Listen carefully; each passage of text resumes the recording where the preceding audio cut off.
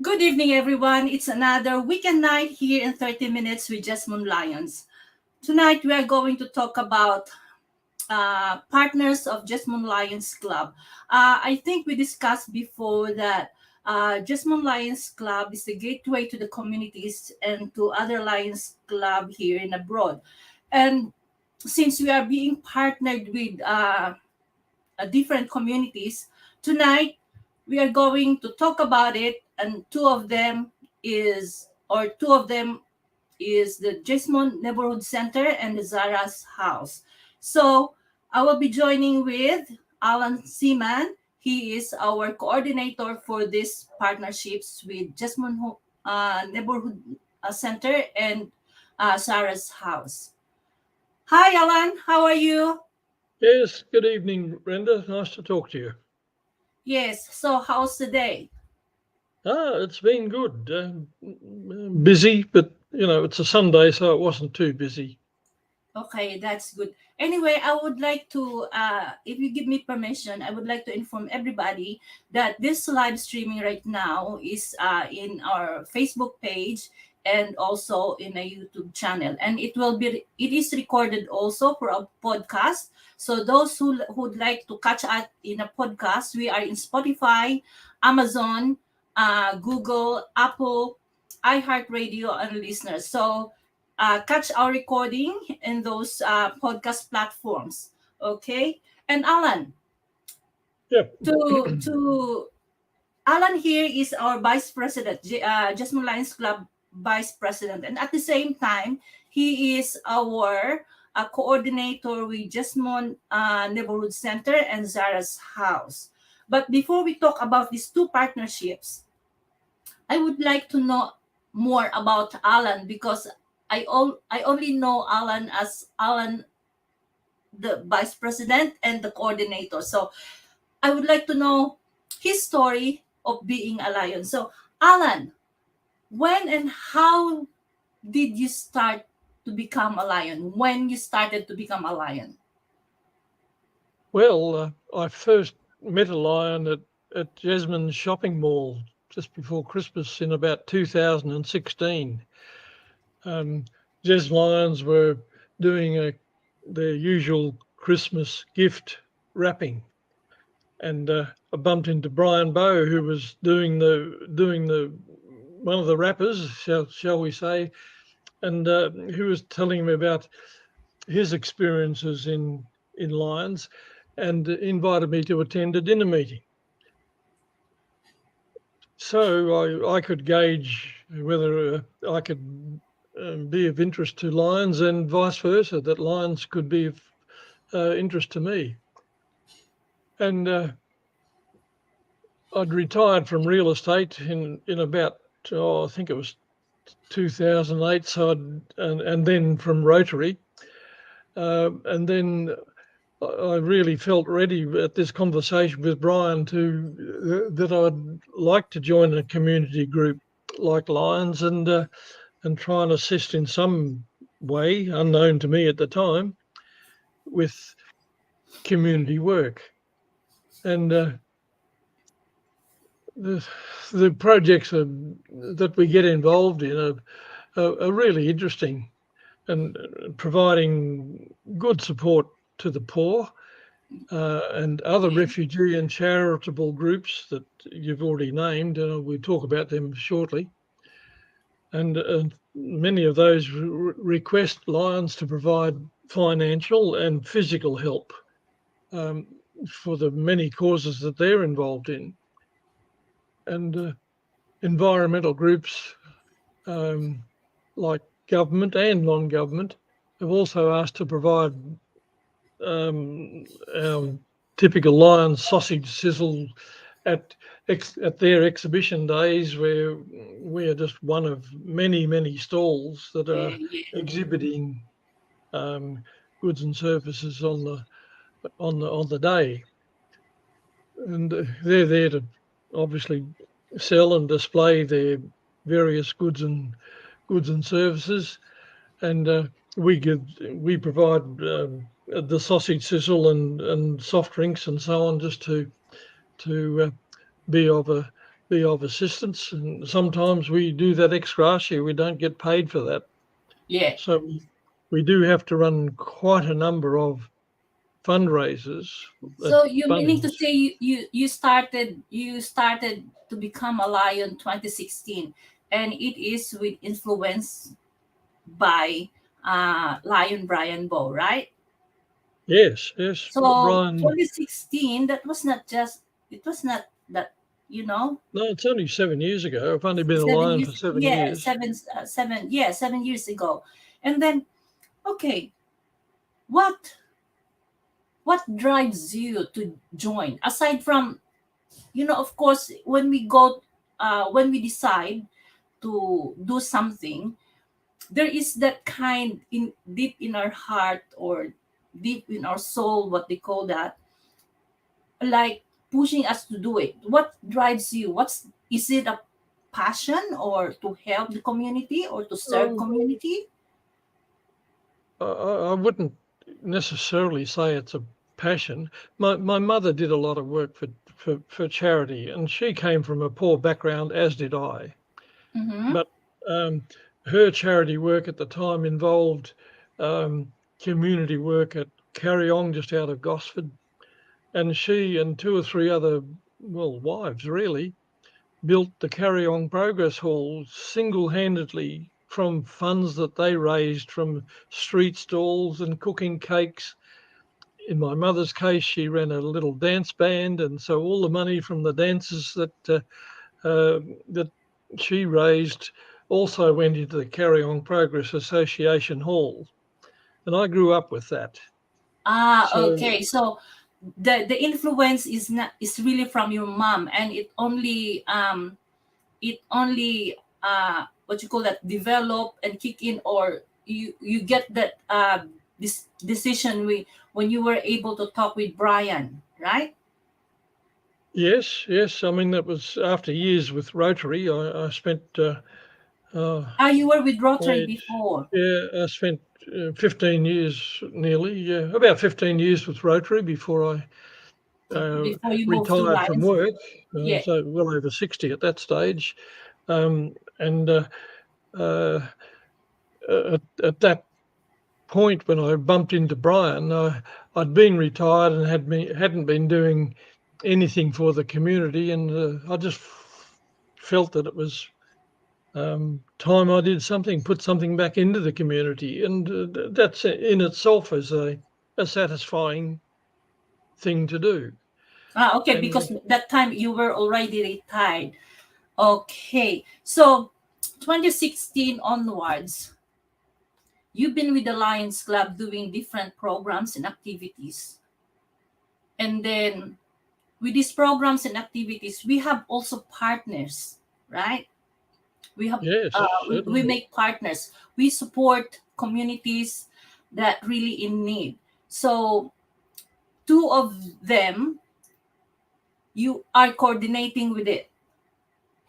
And this is the Jesmond Neighbourhood Center and the Nazara's House. So let's talk first about Jesmond Neighbourhood Center. When you started to when you started to help them to help their whatever they're doing, to like the food banks, they have food banks, right? yes. Yeah. The When you started doing it, when? Oh, that would have been a good 4 years ago, maybe Uh-huh. 5. So I've been doing that for much of my time with Lions. We'd been contacted by their coordinator, the Jesmond Neighbourhood Centre coordinator, at the time to give them assistance with. I think they wanted to wanted to get. They couldn't buy them. They didn't have the funding. They wanted to get 10 6-foot tables, collapsible ones that they could put away in a storeroom, and a Mhm. lot of chairs so that they could actually run a function of some sort or another. Mhm. And Jesmond Lions Club donated the money to provide that. Yeah. as a result of that contact with their coordinator of the time, we were then asked if we wanted to be involved in further programs, and it was they who hit upon the idea of providing food to very poor people, and the Oz Harvest Second Bites scheme was involved in that, and we made a contact with Coles at Katara, who've been providing us with food, not all of it wonderful, but discarded food, and that it was still hygienic but usable. I mean, some of the food we got last Friday was excellent. You'd be happy to use it in any home. Some of it's not so good. On other days, if it's in short supply, as we had some shortages during the recent post-COVID bouts, only just a few months ago, some of the food supply was critical at the time. We didn't have enough. But there were days like last Friday when we had an ample supply of food, and we go to Coles, we pick it up on a Wednesday and a Friday, and Oz Harvest deliver on a Thursday, so that by Friday morning we're ready to distribute. So Friday morning is the day when the usually local poor people descend on us and ask for the assistance. people in need. The people in need. Yeah. So we usually are able to provide a selection of bread. It might be one day old, but some of that's, if there's any left over, I'll take it home. It might be a day old, but it's still very, in very good condition. So what you usually do with them? What kind of help what kind of help that Jesmond Lions Club extended to Jesmond Neighbourhood Center? Well, on a Wednesday, what you do? Well, on a Wednesday, I take my vehicle to Coles and pick up the available food for that day and bring it back, and we would store that away for packing on early on Friday morning. That would be usually bread, but if there's sometimes other material, because on Friday morning when we go back to Coles again, we given all sorts of fruit, vegetable, bread, sometimes protein. There'll be meat occasionally, but not very often. Most of that will come from Oz Harvest. And so when we come back on Friday, we've already laid out tables for the morning with all sorts of fruit and veg, usually in the same sequence as previous times, so that everyone's used to where the food's going to be when the clients come in to pick it up. And so we're getting food. We're then laying it out in an orderly fashion in the hall of that building. And when the clients come in, they usually give a donation of $1 if they've got it. Some of them don't even have $1. They are that poor, and so some of them give this $1 donation, which, by the way, we totally spend on buying provisions that are in short supply. But when they arrive, there's coffee and a biscuit or cake or something like that, which is included in the $1. They sit around and have a little chat amongst themselves. There's a terrific atmosphere there now these days, since we started doing this in the last 6 months. It is like a community hall, I suppose, where most people in that community know one another, and despite the mixture of religions and backgrounds and faiths and so on, everyone is at least happy to get on together. Yeah. even if the capitalist is getting them to come and get $50 worth of fruit and vegetables for their $1 outlaid. Okay. Aside from this one, with their helping the food bank, what other activities that Jesmond Lions Club been helping with uh, with Yes. the center? What other activities or programs aside from the food bank? Yeah. Well, they have a children's playground, but it was short of seats. So I built with money donated from Jesmond Lions Club. I built a 3 metre long bench for people to sit on, all weather, of course, Mhm. cemented into the ground, Yeah. so that's a permanent fixture. I then repaired a number of seats that were in disrepair that needed either physical repair or repainting. Some had rotted timbers. I replaced some of the rotted timber with new sections, and obviously had to paint them as well. I built a trolley to um, cater for the food that was being moved around from refrigeration to different parts of the store, and then finally onto the tables that the food is distributed from on a Friday morning. Um, all of this was necessary for the efficient running of it Yeah. all. Yeah. I'm no really good handyman. Had a sort of farming background, apart from just being a household repairman that every husband turns out being Yeah. But able to do. your craft, you able to what you call that? You able to help with your craft, with your Yes, even yes, you're not a handyman, but it's not when you hard to have make that it. when you have that kind of willingness to help, it doesn't matter Well, I even suppose it's the confidence of having been on a farm that where if you don't do it, no one else is going to do it. You've got to have a go. yeah, And that gives you the confidence later on in life, like yeah. with And lions, then that's to, what you did with the to have a bash with at the it. bench. There's Yeah, that's what sometimes it's not a perfect job, in which case you either put up with it or you do it all again. But okay. Okay, but with uh same thing with Jesmond neighborhood center.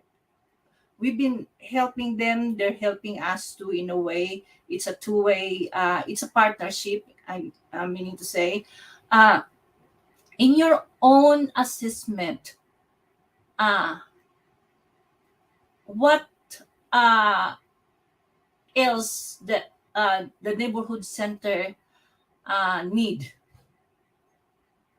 well, I did ask them on Friday. We were having a chat, and actually, it's going on reasonably well. What we are short of is people. We need more Volunteers. members.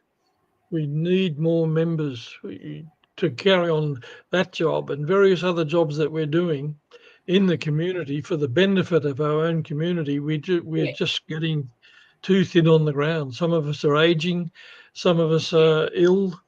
yeah, I've been both in the last 12 months.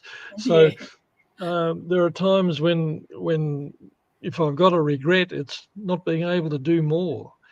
Um, that there are jobs So going at times that we need more members and volunteers to help the neighborhood center. yes, That's what you're trying to well, say. not just the neighbourhood centre, but But yeah, yeah. we're But the all involved. community, You and yeah, me, yeah, yeah, we're all involved yeah, in various projects at times, and there usually are a need for more members than we've got on the ground at any given time. yeah, Even the Bunnings barbecues that we do, every few weeks, yeah. there are times there where we're struggling for members. There's the jobs at the local primary school where we put on a breakfast on Wednesday mornings. Mm-hmm. Um, there are times when we're short of people to be involved in that. It's important work, very important work. Yeah. Okay. Because we're talking about the neighborhood center as a partner, we will going to talk right now or discuss right now, or if you can share with us another partner, which is Sarah's house. Can you tell us more about Sarah's house? Well, I first met Sister Di, who's the founder of Zara's house, at the Jesmond Neighbourhood Centre. We'd both been called in with other community groups and the police and so on to plan for a community day. Mm-hmm. And so I met Sister Di there at that first meeting, and I really can't recall the conversation, but it got on to our being able to assist with certain handyman's works, because they're in a hall in Jesmond that are not. It wasn't purpose designed for their current use, shall we say. It's good, it's very suitable, and it's large enough, but it had to have repairs done. I can remember one of the first jobs I did there was to repair a fire escape standing, um, Oh. um, so that the fire escape could be used in an emergency, and the 5 or 6 steps below it could actually convey people out of the building were there a problem at the other end of the building. Mm-hmm. So it was vital to be done. Then another job came up. Sister Di said in such a way that you can't refuse her. Yeah. Sister Di, and I'm not a Catholic, and Sister Di is, but she was. You cannot refuse Sister Di. Yeah. So Anyway, Sarah's house, correct me if I'm wrong, it is a refugee center, correct? yes, Yes. yes, So it'd be mainly Arabic and African. Yes, Arabic and African refugees from both continents. Um, that are in assistance from time to time. They've arrived here as refugees. They're lonely. They have very poor communicating skills. Can we imagine what it would be like to go to Zimbabwe or something like that and have to communicate in Afrikaans or whatever it is that they speak there? It'd be extremely difficult. yeah, And these people that we're dealing with at both the neighbourhood centre and Zara's house, many of them have very poor communication skills as far as we Australians are concerned, with our English, mainly English background. We are very insular in the way that we communicate. We only need one language, and yeah, we do our best to murder that at times. yeah. So Um, this Sarah's house, Alan, um, is it they're housing refugees, right? it's not so much housing them as providing a centre for training and education and Okay. contact. It is They are like a taught training stuff center there. for refugees, correct? Yes, yes, Yeah, but it's not for housing them. yeah. It's more for training them and Uh, providing them with skills. I've been there when they were being given some legal advice about some legal matter that Sister Di and her various volunteer colleagues were able to provide for that particular matter. mm-hmm, Um, but they also run courses on sewing, uh, on various other aspects of daily living that they may not have been in a position to receive uh, in Africa, which mm-hmm. village life in Africa is very, very basic. They're in some of them are in mud huts. I've Yeah, met them. They yeah. have they don't even have a sewing machine with a treadle on it. Mm-hmm. So for them to learn how to sew and so on is quite difficult. Yeah, yeah. So, how long we've been partners with Zara's house, Alan? How That's long you've been more like coordinating with them? oh, 3 years, I suppose. Oh, Okay. no, before COVID, so it's maybe 4 years. Before COVID, so 4 years right now. Yeah, Yeah, or yeah. almost 5 years, I think. If that's Yeah, that, yeah. yeah. I think neighbourhood house was 5 years, and I think Zara's house would be 4. Okay. With these two partners, community that we being partner, okay, you were coordinating with them. Yeah. What sort of experience you able to uh, as your takeaway? Well, it's been again mostly home maintenance issues to try and get their building to a standard. For example, they didn't have any fly screens, Mhm. so Jesmond Lions Club donated money for me to go to Bunnings and buy the components to make up the fly screens for the windows, and I made 5 fly screens to put on the windows, keep the mosquitoes out, and to enable them to Mhm. open the windows in the hot months. It sounds very basic to you and me because our houses are, we're just brought up with fly screens, but Mhm. um, to start from a donated building with nothing on it, there are a number of things that needed to be provided, Yeah. including we fenced off areas so that the kids, little children of the refugees, didn't run underneath the house and get all muddy and get spiders and the like. So we fenced that off. We fenced off another area to provide, again, more security for them. Um, I cut a hole in the colorbond fence and turned that into a gateway so that we could Yeah. have access for deliveries from a second street. Um, yeah, been lots of little jobs, lots of little jobs. You're frozen there, Brenda. I can't. You're not looking very well at all on the screen.